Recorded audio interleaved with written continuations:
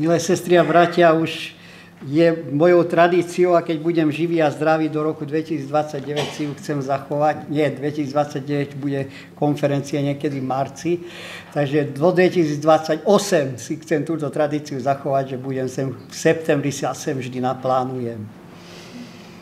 Takže z Božej milosti som rád, že opäť tu môžem byť. Ďakujem za ten príbeh detský. Pokračoval by som v podobnej myšlienke, pretože začal by som takým príbehom, ktorý sa odohral v Arizone v 6. triede. Triedna učiteľka Judith odovzdávala vysvedčenia a oni mali tak na záver vypracovať nejakú slovovú prácu a ona tam jednej žiačke, ktorá sa volala Christine Gilmer, napísala na jej prácu vysvedčenie toto. Bola mi potešením mať ťa v triede, len tak ďalej pokračuj. A prosím ťa, pozvi ma na tvoju promóciu na Harvarde. V 6. triede. V roku 1997. O 21 rokov neskôr, roku 2018 na Harvarde bola promócia a Christine získala doktorát z verejného zdravia a splnila túžbu svojej triednej učiteľky a pozvala ju.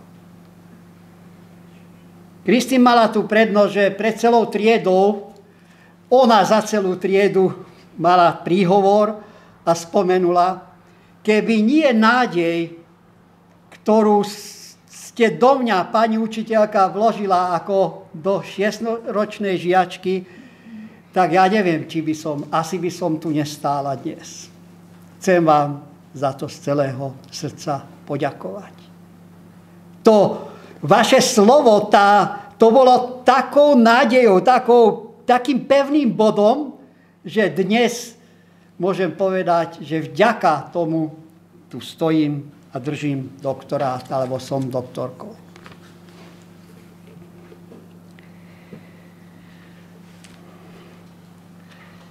Svet zúfalo potrebuje cirkev, ktorá šíri nádej. Cirkev nemôže byť skladišťom nádeje, ale musí byť distribútorom nádeje. Našou úlohou nie je prioritne zvestovať negatívne správy, ale prinášať ľuďom nádej. Oni ju čím ďalej, tým viac budú potrebovať. Viete, koho slova som parafrázoval teraz? Bol to príhovor novozvoleného predsedu generálnej konferencie brata Ayrtona Köhlera, ktorý kázal druhú sobotu o nádeji. A tie výzvy, tie tri, ktoré som citoval, boli z jeho kázne. Parafrázoval som, nebolo to doslova. Tak chcem zostať pri tom. Dnes chcem kázať o nádeji.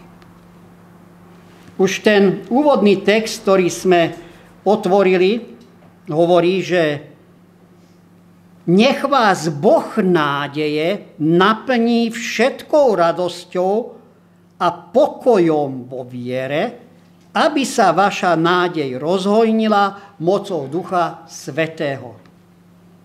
Tu je povedané všetko. Kto je zdrojom nádeje? Boh. Prostredníctvom koho je naše srdce naplnené touto nádejou? Prostredníctvom Ducha Svätého. Čo to urobí s nami, tá nádej? Že budeme mať od severu na juh svoje ústa, ako brat Moskala hovorieval, alebo od východu na západ. Na biblickom týždni, ktorý ste boli, viete, o čom hovorím. Od východu na západ. Máme nádej. A ruka, ktorou ju môžeme uchopiť, je viera. A ja by som teraz mohol povedať amen. Ale samozrejme, chceme sa pozrieť na to, Kedy to apoštol Pavol povedal? No ono to bolo v grécko-rímskom svete a v tom grécko-rímskom svete nehovorí o tom, že Zeus je bohom nádeje, nehovorí o tom, že Dios alebo ja neviem, Afrodita a všetky tie božstvá, ktoré oni mali, pretože to naozaj neboli bohovia a bohyne nádeje.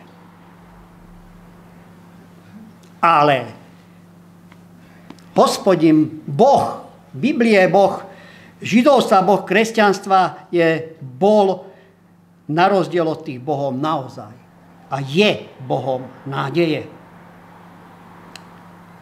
V grécko-rímskom svete sa nieslo, že nádej je veličina zúfalstva, keď človek nemá rozumný základ preto, k čomu sa môže uchýliť, tak podľa grécko-rímskych filozofov sa uchýlil k nádeji. To bolo zúfalstvo. Podľa nich.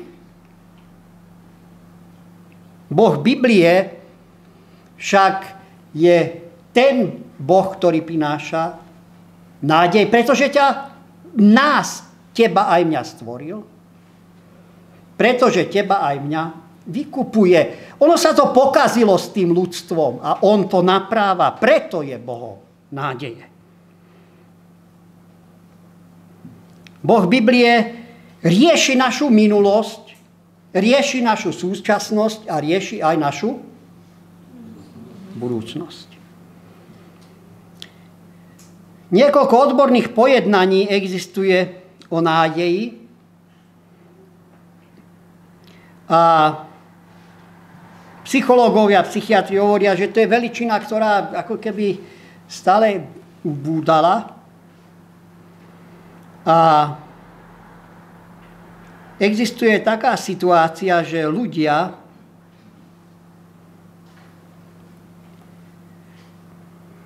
sa uchyľujú k iným zdrojom nádeje, ktoré sklamú. Smrť zo zúfalstva je to, čo si mnohí zvolia.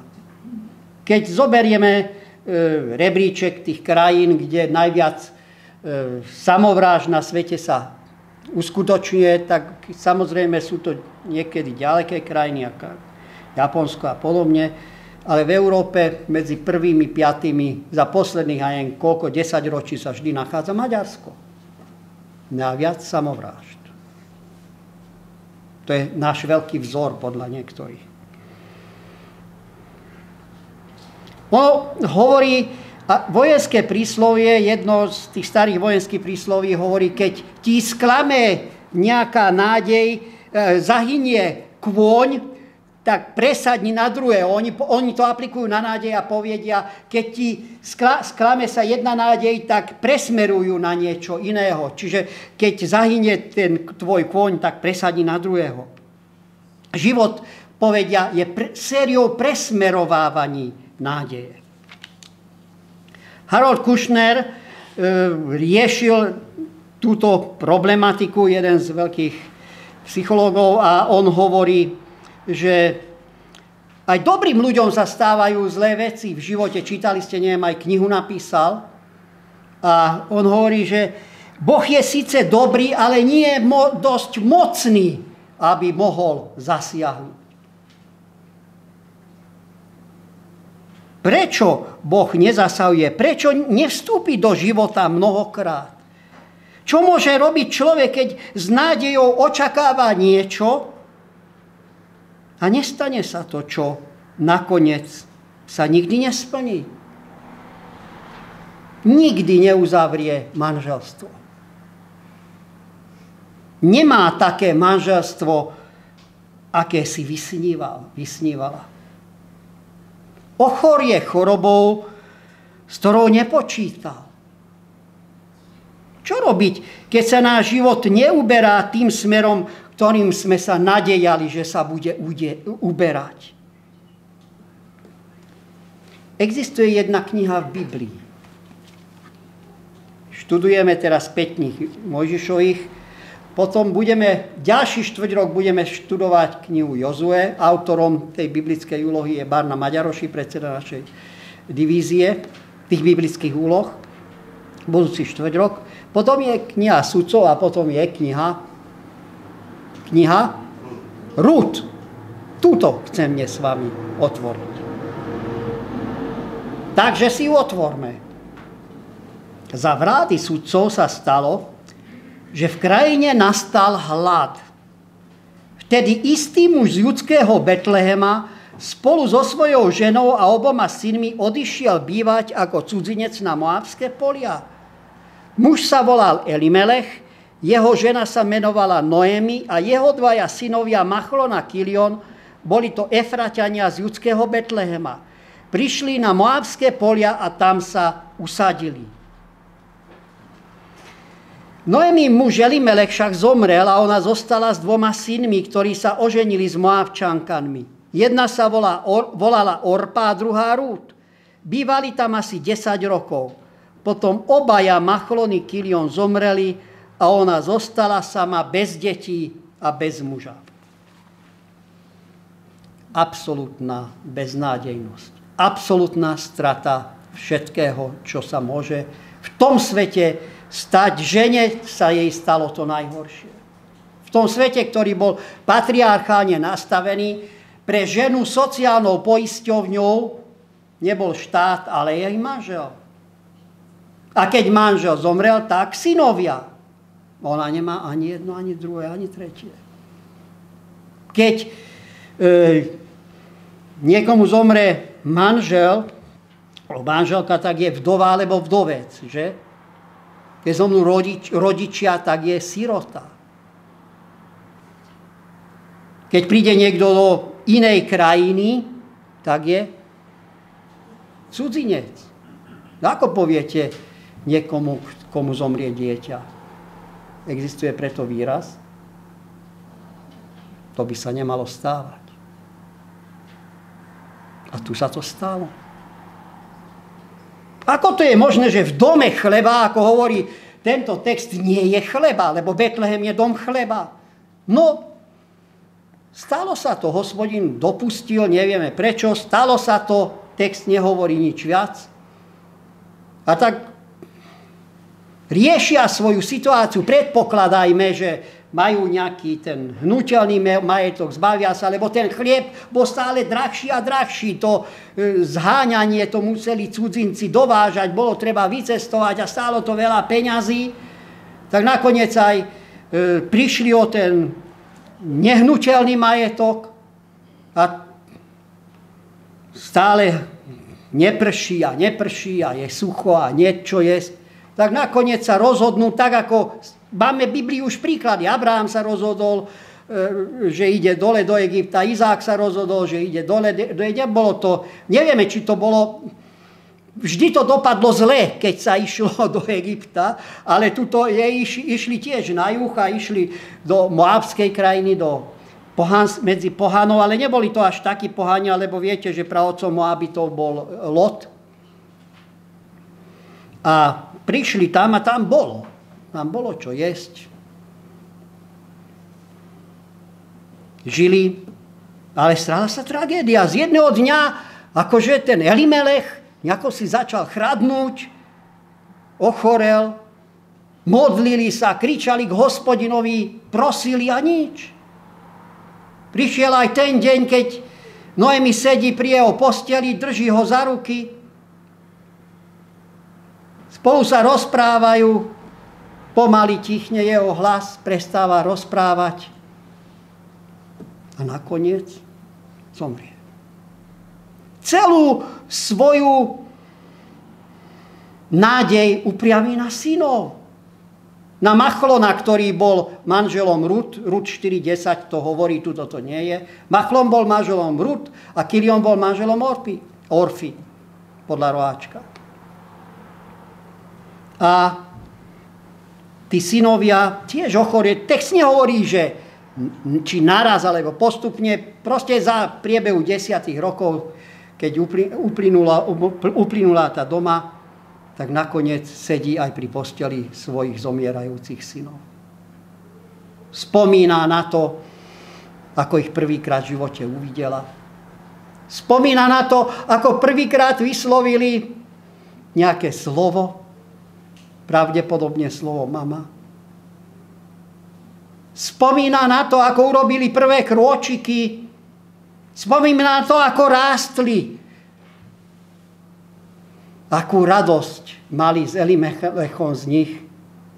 A teraz zomierajú, odchádzajú, zostáva úplne sama. Jej strata bola ekonomická, jej strata bola vzťahová. No a keď budeme čítať ďalej ten text, tak zistíme, že tá jej strata bola spoločenská a bola nakoniec aj náboženská. Pre ženu v tej kultúre, keď zostala sama, to znamená úplný pád na dno. Jediná forma existencie v takomto prípade bolo ísť na ulicu a byť odkázaný na to, čo ti niekto dá. To bola jediná forma existencie. A tak Noemi, ako čítame, so svojimi nevestami sa rozhodla odísť z Moabských polí, 6. text, lebo tam sa dopočula, že Hospodin navštívil svoj ľud a dal mu chlieb. Spolu s nevestami teda odišla z miesta, kde dosiaľ bývali a vracali sa cestou do Júdska. Noemi vtedy obidvom svojim nevestám povedala: choďte, vráťte sa každá do domu svojej matky, nech je k vám Hospodin taký láskavý, ako ste vy boli k zosnulým i ku mne. Nech každej z vás dopraje Hospodin nájsť si muža a spokojný život v jeho dome. Potom ich poboskala, oni sa hlasito rozplakali. 3 plačúce ženy v beznádejnej situácii. Horko plačú. Plačú nad svojou minulosťou, plačú nad svojou situáciou, ale už to rozhodnutie od Noemi, že sa vracia domov, malo takú opodstatnený dôvod, lebo byť v cudzej krajine na ulici znamenalo byť takmer za chvíľu opustený a mŕtvý. Ale byť doma, v domácej krajine stále bola nejaká nádej. Tak presmerovala svoju nádej, teraz tak dobre, tak idem domov. A tie nevesti povedala: my ideme s tebou. Povedali jej, 10. verš, my sa vrátime s tebou k tvojmu ľudu. Noemi však odvetila: moje dcéry, vráťte sa, prečo by ste šli so mnou? Či ešte môžem porodiť synov, čo by vám mohli byť mužmi? Vráťte sa, dcéry moje, choďte, ja som už príliš stará na vydaj. Ak by som aj pripustila, mám ešte nádej, tu je prvýkrát slovíčko nádej, a tejto noci by som sa vydala a porodila synov, čakali by ste s takým dorastu? Mali by ste sa preto zdržiavať a nevydať sa? To nie, dcery moje, veď moja trpkosť je väčšia ako vaša, lebo Hospodinová ruka doľahla na mňa. Potom sa znovu hlasito rozpakali, Orpa poboskala svokru a vrátila sa, ale Rút zostala s ňou.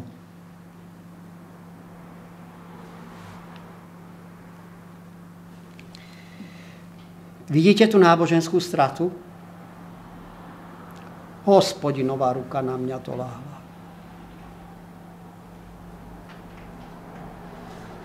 Trpkosť je veľká. Dcery moje, čo by ste so mnou? A tak Orfa, keď to počuje, tak sa rozhodla tak, ako by sa rozhodol každý rozumný človek. Jej argumenty, logika bola jasná. Čo budete robiť u mňa doma v cudzej krajine, odkiaľ ja? Tu ste doma, nájdite si...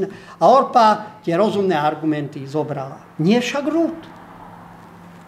Tu je napísané, že zostala s ňou a potom dokomunikuj. Noemi hovorí, 15. verš, pozri, tvoja švagrina sa vracia k svojim ľudu, k svojim bohom, vráť sa, choď za ňou.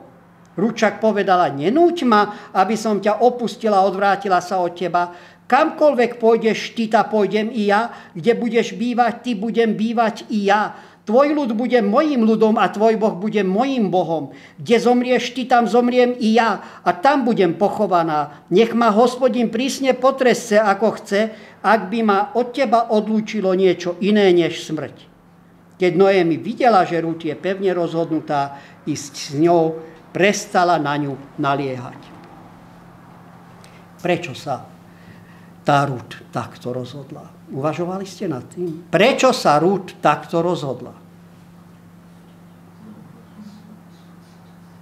Prečo? Kde poznala toho Hospodina? Kde poznala, keď bola Moabčanka? Kde poznala Rút toho Hospodina? Kde ho spoznala? Aha, v tej rodine. Takže tá rodina, aj keď možno urobila zlé rozhodnutie, Hospodin sa k ním priznal a žili tak, že počítali s Hospodinom vo svojom živote. Alebo myslíte si, že inde spoznala toho Hospodina tá Rút? V tej rodine.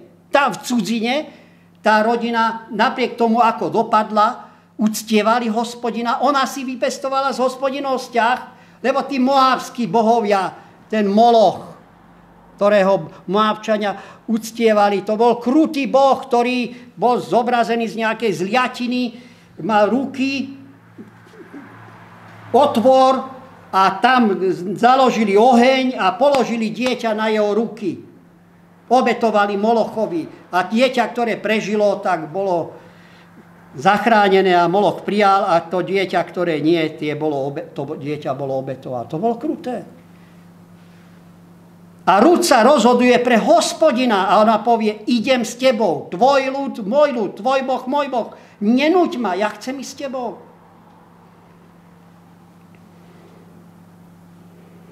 Láska k Bohu bola a k Noémi bola taká veľká, že išla do neznáma. Bola rozhodnutá ísť. Tá skúsenosť Hospodinom nepustila. Žiadne videnie, žiadny rebrík, ktorý spája nebesia so zemou. Prežila niečo takého? Lebo Jakob videl nebesia spojené so zemou, kde anjeli vystupovali a zostupovali a hore Pán Boh hovorí, a ja budem s tebou a dovedem. Obdržala takéto zasľúbenie Noémi? Obdržala Rút takéto zasľúbenie? Nie. Stretla nejaký horiaci kéra, z ktorého k nej Hospodin prehovoril? Zozuj svoju obuv, lebo viete, ako Mojžiša povolal Hospodin. Alebo Abraham mal videnia, pozval ho, aby išiel z Úr Chaldejských a tam rozmnožím tvoj národ a bude ako piesku na brehu mora, ako hviezd na nebi. Dostala takéto zasľúbenie Rút? Nejaký zázrak zažila Rút, že nejak Hospodin uzdravil niekoho v jej rodine alebo skriesil z mŕtvych, zažila niečo takého Rút? Ako to je možné, že sa drží Hospodina? Skúsim vysloviť jednu takú definíciu alebo poznanie, ktoré zistujeme z tohto textu a z tohto príbehu. Najodvážnejší čin nádeje a bohabojného života v starom zákone vykonala chudobná, bezdetná a pohanská žena, ktorú Boh nepovolal. Bola ochotná urobiť všetko, čo urobil Abraham, Izák, Jozef, Mojžiš, ale ako keby na vysokých podpätkoch a smerom dozadu. Držala sa Hospodina. Držala sa Noémi. Ona sa nerozhodla ako rozumný človek. Orfa sa rozhodla ako rozumný človek. Viete, ako sa ona rozhodla? Ako sa rozhoduje človek viery. Rozhodla sa tak, ako sa rozhoduje nie človek podľa rozumu a logiky, ale podľa viery. Dúfala, verila, bola presvedčená. Išla. Viete, aj Job, keď prežíval utrpenie, o ňom čítame, že aj keby ma zabil, budem mu dôverovať.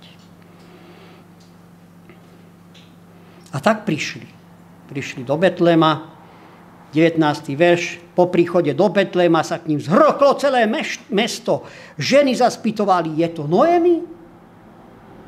Ona im odpovedala, už ma nevolajte Noemi, volajte ma Mara, lebo Všemohúci mi pripravil veľa trpkostí. Odišla som plná, Hospodin ma privádza späť prázdnu. Prečo by ste ma mali volať Noemi, keď sa Hospodin obrátil proti mne a Všemohúci dopustil na mňa to nešťastie? Vidíte, ako bolesť, utrpenie dokáže človekovi slzy zalejú natoľko oči a rozum a myšlienky, že nevidí vedľa seba Rút. Ona povie, prišla som prázdna. To je to isté slovo, prišla som sama, prišla som prázdna, niet nikoho. Nemala nikoho vedľa seba? Nemala Noemi nikoho vedľa seba? Mala. Prečo nevidela? Taká je bolesť. Mária pri hrobe Ježiša Krista pozrie sa donútra, prázdny hrob, vyjde von, žiaľ, bolesť ešte sa znásobí a vidí tam nejakú postavu. Myslí si, že záhradník, osloví tú postavu. Keď si položil, koho hľadáš, keď si ty položil alebo zobral telo, tak vieš, kde je, tak prosím ťa, povedz mi, kde to telo je. A teda tá postava zrazu povie len jedno jediné slovo. Mária. Stačilo. Áno, bolesť a žiaľ dokáže človeka tak pohltiť a je to prirodzené a bolo to prirodzené aj v prípade Márie, prirodzené to bolo aj v prípade Noemi, že nevidela tú Rút vedľa seba. Nebola sama. A všimnite si, tá teológia, ich teológia nepustí. Hospodin dopustil, Hospodin potrestal, Hospodin je na vine. Teológia, kde sa stále hľadá, kto je na vine. A 22. verš, tak sa Noemi vrátila z moabských polí so svojou nevestou, Moabčankou Rút. Do Betléma prišli vtedy, keď sa začínala žatva jačmena. Všimnite si, zrazu to je Moabčanka Rút. Predtým to bola len Rút, ale keď sa ocitnula v území Izraela, už to je Moabčanka, už to je cudzinka, už to je pohánka. Viete si predstaviť, že príde do zboru v úvodzovkách, sadne si vedľa nejakého chlapca alebo muža mladého a tá mamička, svokra potenciálna, alebo tá žena, tá matka toho muža, toho chlapca príde k svojmu synovi a povie, okamžite si odsadni od nej, nevidíš, čo sa jej stalo? Nevidíš, čo sa jej stalo? Tebe sa to prihodí, prúky preč od nej. To bola ich teológia. Tak to uvažovali. A napriek tomu tam bola. Napriek tomu sa držala. No a keď čítame, nebojte sa, nebudeme, už blížim sa ku koncu. Nebudeme čítať všetky 4 kapitoly. Vy viete, čo sa stalo potom. Ona sa pýta, tá Rút Noemi, vieš čo, Noemi, môžem zverejniť našu situáciu, našu biedu, tým, že pôjdem a budem paberkovať, lebo paberkovali presne. Ľud izraelský mal iné zákony ako Moabčania pre cudzincov.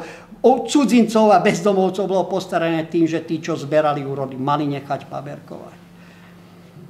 A kto zariadil to, že prišla práve na pole niekoho, kto keď ju uvidel, tak jeho srdce začalo trosť. Kto to zariadil, bratia a sestry, kto to zariadil, že práve na to pole prišla? Hospodin. On to zobral do rúk.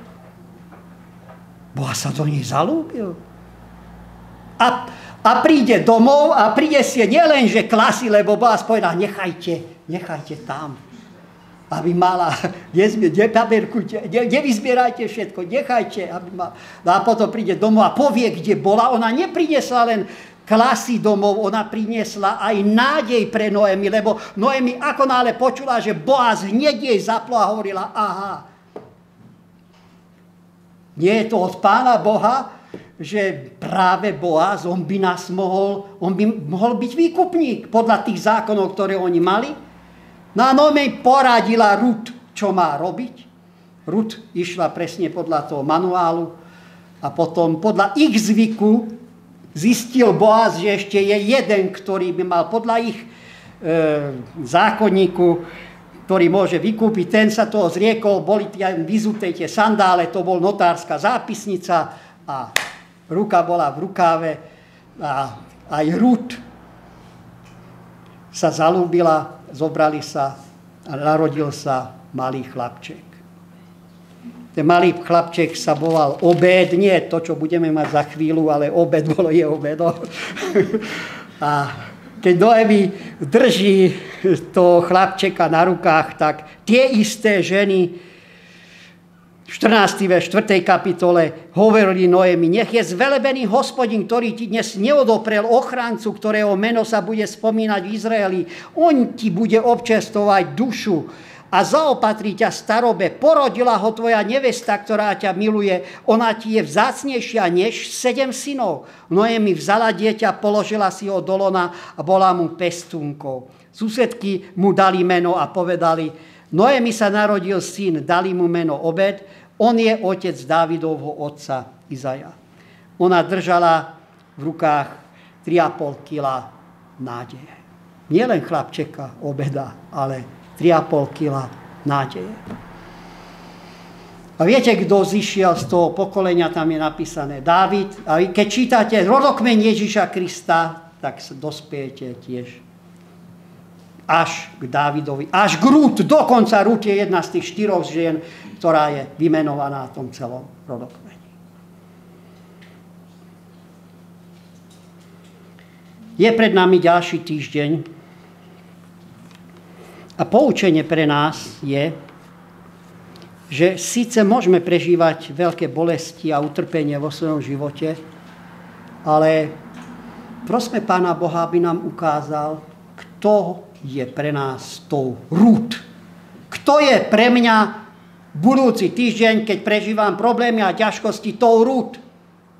Pán Boh dáva každému do života Rút. A keď stratila si všetko, tak skús, a to aj psychológovia radia, nájsť nejakú Noemi vo svojom živote. Komu ja môžem byť tou Rút? Kde je tá Noemi, ktorej by som mohla tento týždeň byť Rút? Ono nie každý príbeh, ktorý čítame, takto šťastne dopadne, že Job, keď čítate, šťastne to dopadne, ešte na tejto zemi. Rút a Noemi, ešte na tejto zemi to šťastne skončí. Oni máme aj iné príbehy v Biblie. Ján Krstiteľ, Ábel. Pomýlil sa Pán Boh? Dopadne to s nimi dobre?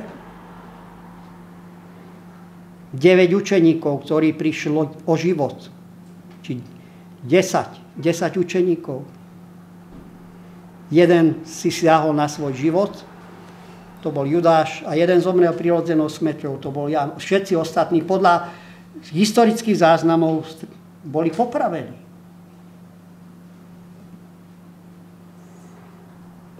Naša situácia na tejto zemi je rovnaká ako Mária a Marta počas tých aj 20 minút, pol hodinu, keď Ježiš Kristus povedal, tvoj brat Lazár bude žiť. Čo mali dovtedy? Tých 30 minút, možno pol hodinu, pokiaľ naozaj Lazár stal. Len to slovo, tú istotu. Čo mala tá Kristín počas tých 21 rokov, kým získala doktorát? To slovo nádeje. Máme my slovo nádeje, aj keď sme stratili niekoho, aj keď možno stratíme tento život a raz na novej zemi každému z nás Pán Boh zaslúbil odmenu. Naša pozícia je, viete aká? Je rovnaká, ako keď máte auto, pokazí sa vám, vo štvrtok, zavoláte svojmu najlepšiemu priateľovi. Skutočne najlepší priateľ, ktorý je majiteľom autoservisu. A poviete mu, vieš čo, pokazilo sa mi auto, stalo sa toto a toto a ja ho strašne potrebujem budúci týždeň. A ten priateľ podľa toho, aká porucha je, buď povie, dojdi sem ku mne, ale keď auto je úplne nepojazné, tak sadne, príde tam, otvorí kapotu, pozrie sa pár meraní a povie, vieš čo, odtiahnem ťa do môjho servisu a pondelok to auto bude hotové. Budete mu veriť? Najlepší priateľ, ktorý vás nikdy nesklamal. Samozrejme.